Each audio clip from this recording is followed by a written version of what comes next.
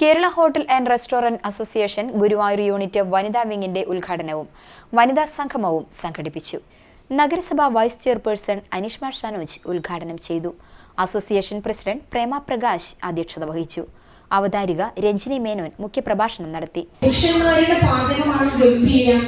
നാളെ വനവാസകാലത്ത് പാചകം പഠിച്ച കഥയൊക്കെ നമ്മൾ കേട്ടിട്ടുണ്ട്, കണ്ടിട്ടുണ്ട്, അരികത്തും അല്ലാതെയും കണ്ടിട്ടുണ്ട്.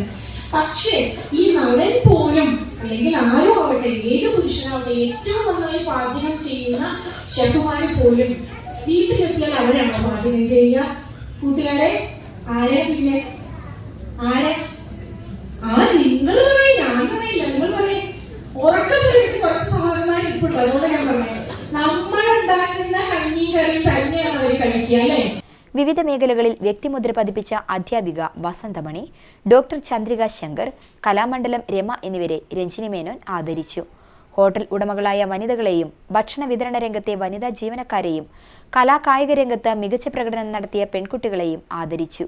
ചാരിറ്റി ഫണ്ട് വിതരണവും നടന്നു. സംസ്ഥാന എക്സിക്യൂട്ടീവ് അംഗം ടി കെ മിനി, ജില്ലാ എക്സിക്യൂട്ടീവ് അംഗം റഹ്മത്ത് ബാബു, റോഷ്നി ബിജുലാൽ, അനിത രാമകൃഷ്ണൻ, കെ ശശികല നാരായണൻ എന്നിവർ സംസാരിച്ചു.